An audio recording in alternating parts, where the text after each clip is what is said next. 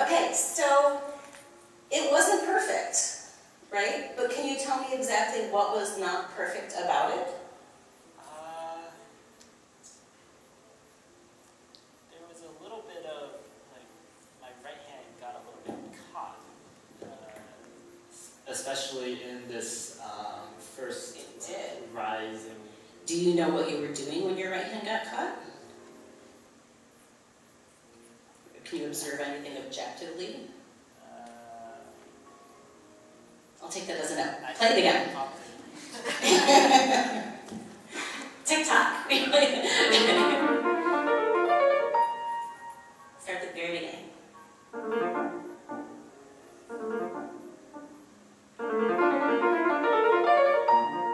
Okay, so that was better. Can you tell me what you did differently? I focused on the jumps from the main Cory jumps more. Okay. He focused on the jumps. I don't know if you can hear what he's saying. You also didn't rush. The first time you rushed. And that's normal, right? We're coming up on a spot, we're nervous about, and our adrenaline goes, so then we go faster to make it harder, because that's so much fun for us as a performer, right? So I would actually like you to try something. First of all, can you stand up? Because you don't get this much bench. Sorry, you get the front half. So put your arms straight out so I can see. All right, we'll give you a little bit more. Stand up one more time. So everybody sits too close. I don't know if your teacher tells you to scoot back, but I always feel like everybody sits too close. So I want you to play this bit as blocked chords. Sorry. I don't have the right glasses on, so that's not helping. But try that as just block chords like that. Good, do it again.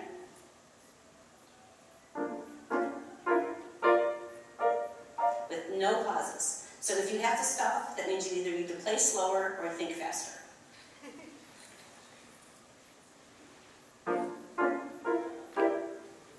Let's just do it from one to one. So you're going to go from this one to this one, and then from this one to this one, and then from and in that time in between, I'm actually planning. So before I play it, I think these two. I call it think it, then play it. And then we think this one to the next one. We always overlap so we don't practice in a gap. Okay? So from beat 4 to beat 1. And do it again and have the exact voicing and the exact precision that you want. Good. And he did it again. It sounded right to you, but he's a very conscientious student, and he kind of got the second chord, but barely. And when you're practicing, that's a miss, right? If you didn't know you were going to get it right, you do it again, okay? I had students who call them Dr. Iodisms, and one was you don't know it till you know it. So if you play it and it's a little like you're hanging on the edge of the note with your fingernails, you want to do it again. You want to be square in the middle. So he got it, and he was kind of like, so then you do it again, and see how I'm preparing? I'm thinking the whole chord, and I'm finding the whole chord, and I'm also trying to make sure that my pinky is a little bit louder, because that's the note we want to hear, right?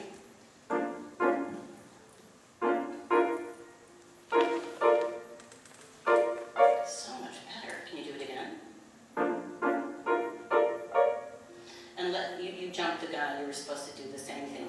Now do 3 in a row. And then those starting from that one, 3 in a row. Yeah, then you can start with the one you ended on. So if you did this, then you start here. Okay.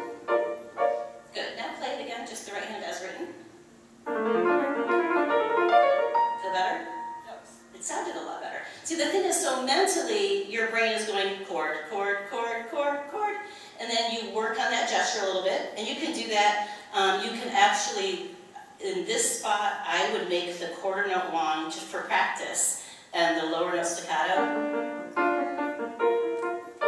So you're focusing your weight into your pinky. Just try that once. This is a practice. This isn't how you're going to perform it, but it just directs when you're holding a note, you direct the weight of your arm into that finger, right? So we've got the chord chunk that we're thinking. Now we're adding that little physical element to get the voicing that we want.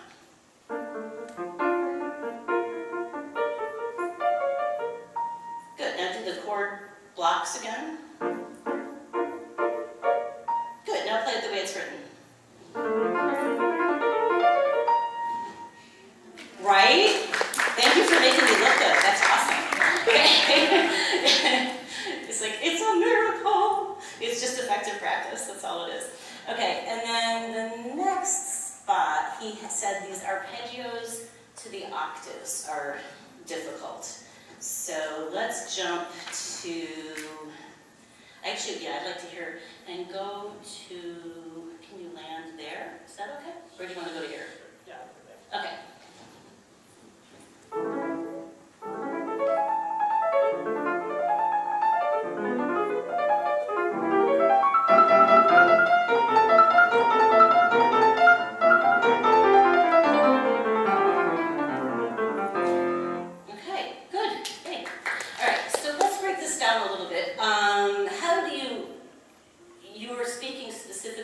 The arpeggios to the octaves, right?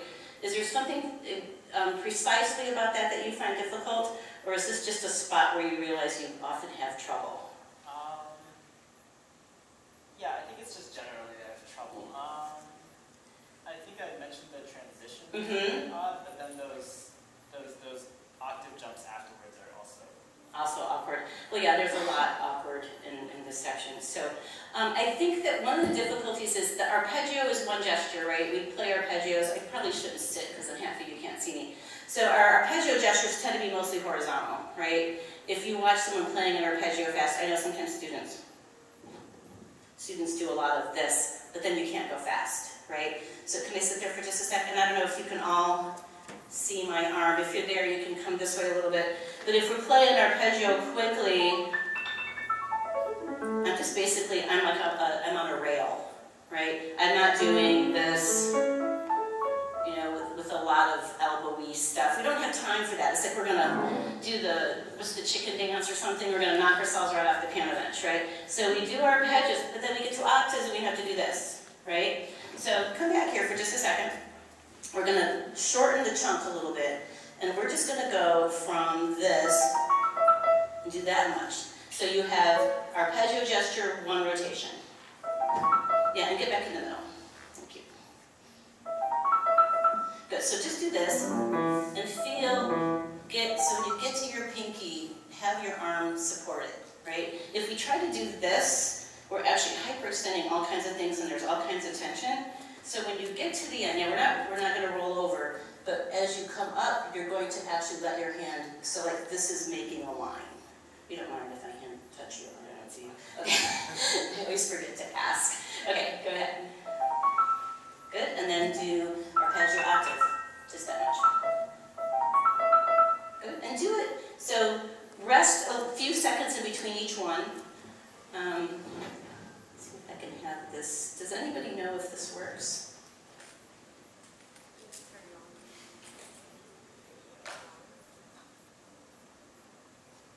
I'm seeing promising lights, but I'm not getting any. Okay, never mind. So try it again. And sit properly, feet under your knees. Nice, strong core. Shoulders relaxed. Good. Could do it again. So there's a little hiccup. Your fourth finger isn't your friend, right? Does anybody feel like their fourth finger is their best friend? Right? When I have students do the little finger taps, when I do four, I go, because it just doesn't want to lift, you know? So fours are always tricky, right? So we've got to figure out, okay, this finger, I don't know if you know the anatomy, it shares tendons in two different places. So part of your tendon that moves your fourth finger is shared with the tendon that moves your third finger, and part of the tendon that moves your fourth finger is shared with the tendon that moves your fifth finger. So it's basically like tied to the other fingers in your hand. So we have to figure out how to use our hand so that we can compensate for what the finger by itself can do. So just do this, go to 4, and now go to 5. Good. Now we're going to do this. once, and just go back to your thumb. And the trick is, don't think about your thumb too soon, right? Because if you think about your thumb before you've played your fourth finger, your brain is telling your hand you're going to go this way, but you're not done going this way yet, okay? So we really want to complete that gesture before we add the other one. You got plenty of time. Good. Do it again. You liked the way that felt, right? You wanted to do a little victory thing. I loved that. Yes. Good. Now just do a couple of these, right? So just nice and relaxed. I had a teacher in my master's degree who'd come over and go like this to my arm, which women all love, right? We want everyone to play with that part of our arm. But you got to get this rotation going. Okay. Sorry, I'm on those notes, right? So it's like we're turning a doorway or a doorknob. Good. Now try it again from the arpeggio to the octave. Better. Good. Now go from the bottom of the arpeggio. Good. So I think mentally your block was shifting to the next thing too soon. I think you were worrying about the octaves before you'd gotten through your fourth finger. Okay? Now can you play from here with block octaves in your right hand? And just do the right hand for now.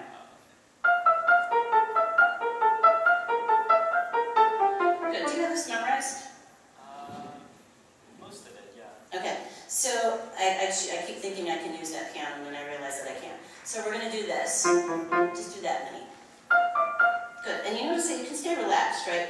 I used to believe that octaves had to be held, like, right? And actually, if you kind of slow motion someone playing octaves well, you can almost see their hand like a jellyfish in between. You know, it's like watching, you guys ever watched Roger Federer serve in slow motion? This is the most relaxed person you've ever seen, and he's hitting the ball like 140 miles an hour. And if you watch him in slow motion, it's like he's just going like this.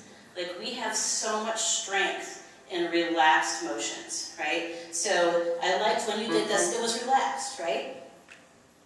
Do that again. Good, now we're going to just do... Did that still feel relaxed? Yeah. Okay, so do it again. Good, and then if that felt relaxed, add one more. Goes back up. Did it still feel relaxed? Yeah, I was going to say, I see tension when you come out. So if you observe what you do, you can say, oh yes, there was tension in my hand there. So what you want to do, like it's a relaxed leap, or out of it, but it's not, you're not grabbing. But your arm, all of this should feel very soft, right? So try it again. I also had a teacher who used to do this to me when I was playing. It was really annoying. Good.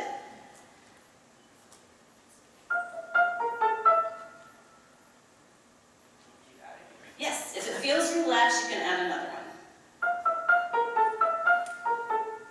Good, and I think it was Bill Westney. He was talking about learning the Chopin that it does one of those like do dee do dee do dee. Oh, like I don't know. I never remember this from my piano classes. And he would only play however many octaves he could play relaxed. He said the first day he sat down and he went. I was like, okay, that's good.